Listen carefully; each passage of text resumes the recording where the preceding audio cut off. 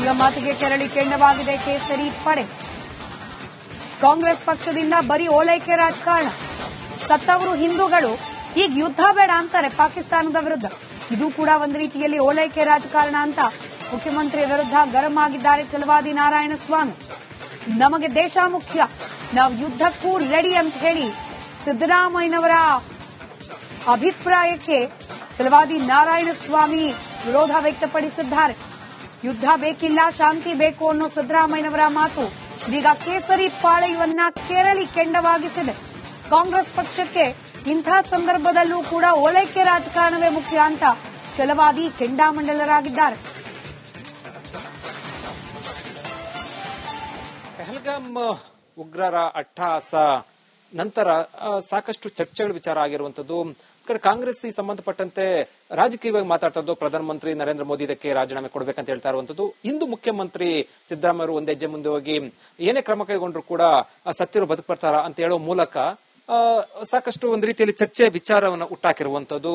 ಇದಕ್ಕೆ ಸಾಕಷ್ಟು ಕೂಡ ಆಕ್ಷೇಪ ವ್ಯಕ್ತ ಆಗ್ತಾ ಇರುತ್ತೆ. ಈ ಬಗ್ಗೆ ಮಾತಾಡಕ್ಕೆ ವಿಧಾನ ಪರಿಷತ್ನ ಪ್ರತಿಪಕ್ಷ ನಾಯಕರು ಮತ್ತು ಬಿಜೆಪಿ ಹಿರಿಯ ಮುಖಂಡರಾದಂತಹ ಛಲವಾದಿ ನಾರಾಯಣಸ್ವಾಮಿ ಇರುವಂತದ್ದು. ಸರ್, ಮುಖ್ಯಮಂತ್ರಿ ಸಿದ್ದರಾಮಯ್ಯ ಅವರ ಮಾತನ್ನು ಗಮನಿಸಿದ್ದೀರಾ? ಏನ್ ಅನ್ಸುತ್ತೆ? It is A senseless statement. ಅವರಿಗೆ ನಿಜವಾಗಿಯೂ ಮಾನವೀಯತೆ ಇದ್ದಿದ್ರೆ ಭವಿಷ್ಯ ಇದೆಲ್ಲ ಮಾತಾಡ್ತಿರ್ಲಿಲ್ಲ. ಭಾರತ ದೇಶ ಪಾಕಿಸ್ತಾನಕ್ಕೆ ಮಾಡಿದ ದ್ರೋಹ ಆದ್ರೂ ಯಾವುದು, ಅನ್ಯಾಯ ಮೋಸ ಆದ್ರೂ ಯಾವುದು?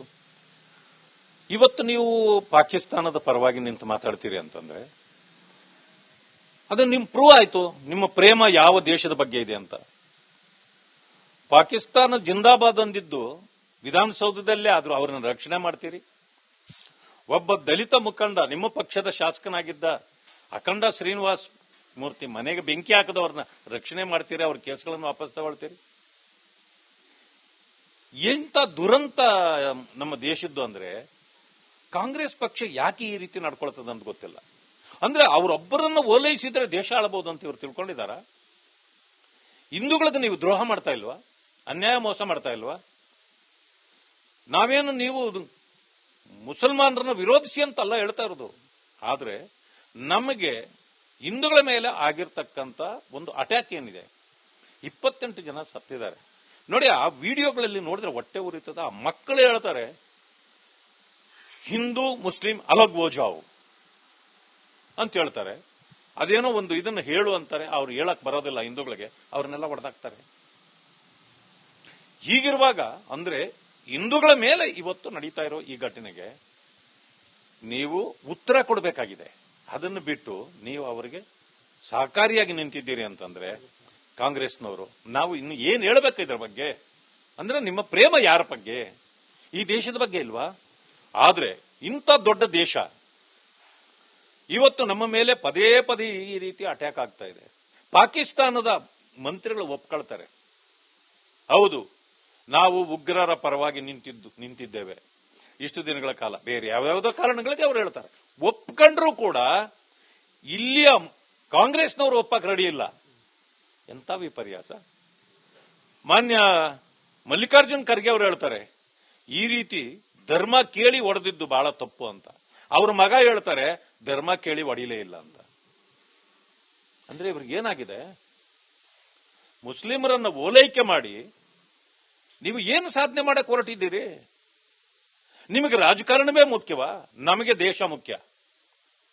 ಇವತ್ತು ನಾವು ಇದು ರಾಜಕಾರಣ ಅಲ್ಲ, ಪಾಕಿಸ್ತಾನದ ಮೇಲೆ ಯುದ್ಧ ಮಾಡುವಂತ ಪರಿಸ್ಥಿತಿ ಬಂದರೂ ನಾವು ರೆಡಿ ಇದ್ದೇವೆ. ನೀವು ಯುದ್ಧ ಬೇಡ ಅಂತಂದ್ರೆ ನೀವೇನು ತಡೆಯಲಿಕ್ಕಾಗಲ್ಲ. ಆ ರೀತಿ ಬಂದ್ರೆ ಕಾಂಗ್ರೆಸ್ನವರನ್ನು ಕೂಡ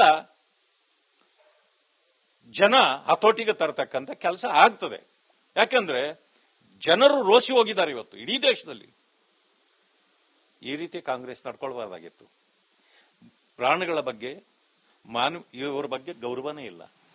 ಮಾನವೀಯತೆ ಅನ್ನೋದು ಕಾಂಗ್ರೆಸ್ನವರಿಗೆ ಇಲ್ಲವೇ ಇಲ್ಲ.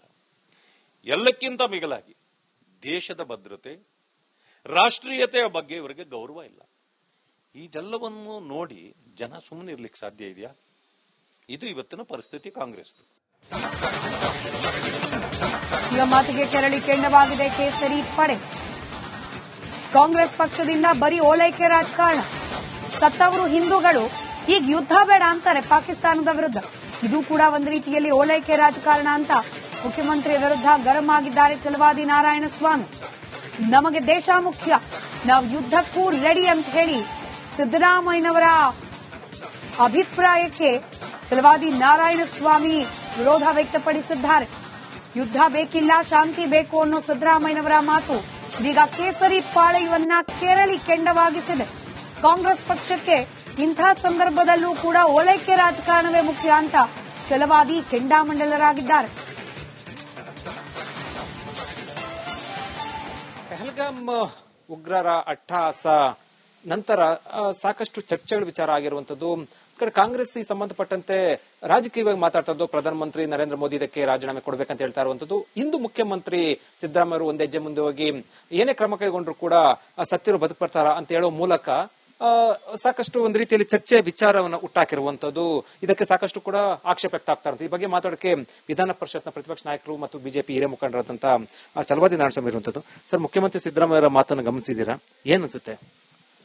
It is A senseless statement. ಅವರಿಗೆ ನಿಜವಾಗಿಯೂ ಮಾನವೀಯತೆ ಇದ್ದಿದ್ರೆ ಭವಿಷ್ಯ ಇದೆಲ್ಲ ಮಾತಾಡ್ತಿರ್ಲಿಲ್ಲ. ಭಾರತ ದೇಶ ಪಾಕಿಸ್ತಾನಕ್ಕೆ ಮಾಡಿದ ದ್ರೋಹ ಆದ್ರೂ ಯಾವುದು, ಅನ್ಯಾಯ ಮೋಸ ಆದ್ರೂ ಯಾವುದು? ಇವತ್ತು ನೀವು ಪಾಕಿಸ್ತಾನದ ಪರವಾಗಿ ನಿಂತು ಮಾತಾಡ್ತೀರಿ ಅಂತಂದ್ರೆ ಅದು ನಿಮ್ ಪ್ರೂವ್ ಆಯ್ತು ನಿಮ್ಮ ಪ್ರೇಮ ಯಾವ ದೇಶದ ಬಗ್ಗೆ ಇದೆ ಅಂತ. ಪಾಕಿಸ್ತಾನ ಜಿಂದಾಬಾದ್ ಅಂದಿದ್ದು ವಿಧಾನಸೌಧದಲ್ಲೇ ಆದ್ರೂ ಅವರನ್ನು ರಕ್ಷಣೆ ಮಾಡ್ತೀರಿ? ಒಬ್ಬ ದಲಿತ ಮುಖಂಡ, ನಿಮ್ಮ ಪಕ್ಷದ ಶಾಸಕನಾಗಿದ್ದ ಅಖಂಡ ಶ್ರೀನಿವಾಸ್ ಮೂರ್ತಿ ಮನೆಗೆ ಬೆಂಕಿ ಹಾಕದವ್ರನ್ನ ರಕ್ಷಣೆ ಮಾಡ್ತೀರಿ, ಅವ್ರ ಕೇಸ್ಗಳನ್ನು ವಾಪಸ್ ತಗೊಳ್ತೀರಿ? ಎಂತ ದುರಂತ ನಮ್ಮ ದೇಶದ್ದು ಅಂದ್ರೆ ಕಾಂಗ್ರೆಸ್ ಪಕ್ಷ ಯಾಕೆ ಈ ರೀತಿ ನಡ್ಕೊಳ್ತದೆ ಅಂತ ಗೊತ್ತಿಲ್ಲ. ಅಂದ್ರೆ ಅವರೊಬ್ಬರನ್ನ ಓಲೈಸಿದ್ರೆ ದೇಶ ಆಳಬಹುದು ಅಂತ ಇವ್ರು ತಿಳ್ಕೊಂಡಿದಾರ? ಹಿಂದೂಗಳಿಗೆ ನೀವು ದ್ರೋಹ ಮಾಡ್ತಾ ಇಲ್ವಾ? ಅನ್ಯಾಯ ಮೋಸ ಮಾಡ್ತಾ ಇಲ್ವಾ? ನಾವೇನು ನೀವು ಮುಸಲ್ಮಾನರನ್ನ ವಿರೋಧಿಸಿ ಅಂತಲ್ಲ ಹೇಳ್ತಾ ಇರೋದು. ಆದ್ರೆ ನಮಗೆ ಹಿಂದೂಗಳ ಮೇಲೆ ಆಗಿರ್ತಕ್ಕಂಥ ಒಂದು ಅಟ್ಯಾಕ್ ಏನಿದೆ, 28 ಜನ ಸತ್ತಿದ್ದಾರೆ ನೋಡಿ. ಆ ವಿಡಿಯೋಗಳಲ್ಲಿ ನೋಡಿದ್ರೆ ಹೊಟ್ಟೆ ಉರಿತದ. ಆ ಮಕ್ಕಳು ಹೇಳ್ತಾರೆ ಹಿಂದೂ ಮುಸ್ಲಿಂ ಅಲಗ್ ಹೋ ಜಾವ್ ಅಂತ ಹೇಳ್ತಾರೆ. ಅದೇನೋ ಒಂದು ಇದನ್ನು ಹೇಳು ಅಂತಾರೆ, ಅವ್ರು ಹೇಳಕ್ ಬರೋದಿಲ್ಲ ಹಿಂದೂಗಳಿಗೆ, ಅವ್ರನ್ನೆಲ್ಲ ಹೊಡೆದಾಕ್ತಾರೆ. ಹೀಗಿರುವಾಗ ಅಂದ್ರೆ ಹಿಂದೂಗಳ ಮೇಲೆ ಇವತ್ತು ನಡೀತಾ ಇರೋ ಈ ಘಟನೆಗೆ ನೀವು ಉತ್ತರ ಕೊಡಬೇಕಾಗಿದೆ. ಅದನ್ನು ಬಿಟ್ಟು ನೀವು ಅವರಿಗೆ ಸಹಕಾರಿಯಾಗಿ ನಿಂತಿದ್ದೀರಿ ಅಂತಂದ್ರೆ ಕಾಂಗ್ರೆಸ್ನವರು, ನಾವು ಇನ್ನು ಏನ್ ಹೇಳ್ಬೇಕು ಇದ್ರ ಬಗ್ಗೆ? ಅಂದ್ರೆ ನಿಮ್ಮ ಪ್ರೇಮ ಯಾರ ಬಗ್ಗೆ? ಈ ದೇಶದ ಬಗ್ಗೆ ಇಲ್ವಾ? ಆದ್ರೆ ಇಂಥ ದೊಡ್ಡ ದೇಶ ಇವತ್ತು ನಮ್ಮ ಮೇಲೆ ಪದೇ ಪದೇ ಈ ರೀತಿ ಅಟ್ಯಾಕ್ ಆಗ್ತಾ ಇದೆ. ಪಾಕಿಸ್ತಾನದ ಮಂತ್ರಿಗಳು ಒಪ್ಕೊಳ್ತಾರೆ, ಹೌದು ನಾವು ಉಗ್ರರ ಪರವಾಗಿ ನಿಂತಿದ್ದೇವೆ ಇಷ್ಟು ದಿನಗಳ ಕಾಲ. ಬೇರೆ ಯಾವ್ಯಾವುದೋ ಕಾರಣಗಳಿಗೆ ಅವ್ರು ಹೇಳ್ತಾರೆ. ಒಪ್ಕೊಂಡ್ರು ಕೂಡ ಇಲ್ಲಿಯ ಕಾಂಗ್ರೆಸ್ನವರು ಒಪ್ಪಕ್ಕೆ ರೆಡಿ ಇಲ್ಲ. ಎಂತ ವಿಪರ್ಯಾಸ! ಮಾನ್ಯ ಮಲ್ಲಿಕಾರ್ಜುನ್ ಖರ್ಗೆ ಅವರು ಹೇಳ್ತಾರೆ ಈ ರೀತಿ ಧರ್ಮ ಕೇಳಿ ಒಡೆದಿದ್ದು ಬಹಳ ತಪ್ಪು ಅಂತ. ಅವ್ರ ಮಗ ಹೇಳ್ತಾರೆ ಧರ್ಮ ಕೇಳಿ ಒಡಿಲೇ ಇಲ್ಲ ಅಂತ. ಅಂದ್ರೆ ಇವ್ರಿಗೆ ಏನಾಗಿದೆ? ಮುಸ್ಲಿಮರನ್ನ ಓಲೈಕೆ ಮಾಡಿ ನೀವು ಏನು ಸಾಧನೆ ಮಾಡಕ್ ಹೊರಟಿದ್ದೀರಿ? ನಿಮಗೆ ರಾಜಕಾರಣವೇ ಮುಖ್ಯವಾ? ನಮಗೆ ದೇಶ ಮುಖ್ಯ. ಇವತ್ತು ನಾವು ಇದು ರಾಜಕಾರಣ ಅಲ್ಲ, ಪಾಕಿಸ್ತಾನದ ಮೇಲೆ ಯುದ್ಧ ಮಾಡುವಂತ ಪರಿಸ್ಥಿತಿ ಬಂದರೂ ನಾವು ರೆಡಿ ಇದ್ದೇವೆ. ನೀವು ಯುದ್ಧ ಬೇಡ ಅಂತಂದ್ರೆ ನೀವೇನು ತಡೆಯಲಿಕ್ಕಾಗಲ್ಲ. ಆ ರೀತಿ ಬಂದ್ರೆ ಕಾಂಗ್ರೆಸ್ನವರನ್ನು ಕೂಡ ಜನ ಹತೋಟಿಗೆ ತರತಕ್ಕಂತ ಕೆಲಸ ಆಗ್ತದೆ. ಯಾಕಂದ್ರೆ ಜನರು ರೋಷಿ ಹೋಗಿದ್ದಾರೆ ಇವತ್ತು ಇಡೀ ದೇಶದಲ್ಲಿ. ಈ ರೀತಿ ಕಾಂಗ್ರೆಸ್ ನಡ್ಕೊಳ್ಬಾರ್ದಾಗಿತ್ತು. ಪ್ರಾಣಿಗಳ ಬಗ್ಗೆ ಇವರ ಬಗ್ಗೆ ಗೌರವನೇ ಇಲ್ಲ. ಮಾನವೀಯತೆ ಅನ್ನೋದು ಕಾಂಗ್ರೆಸ್ನವರಿಗೆ ಇಲ್ಲವೇ ಇಲ್ಲ. ಎಲ್ಲಕ್ಕಿಂತ ಮಿಗಿಲಾಗಿ ದೇಶದ ಭದ್ರತೆ, ರಾಷ್ಟ್ರೀಯತೆಯ ಬಗ್ಗೆ ಇವರಿಗೆ ಗೌರವ ಇಲ್ಲ. ಇದೆಲ್ಲವನ್ನು ನೋಡಿ ಜನ ಸುಮ್ಮನೆ ಇರ್ಲಿಕ್ಕೆ ಸಾಧ್ಯ ಇದೆಯಾ? ಇದು ಇವತ್ತಿನ ಪರಿಸ್ಥಿತಿ ಕಾಂಗ್ರೆಸ್ದು.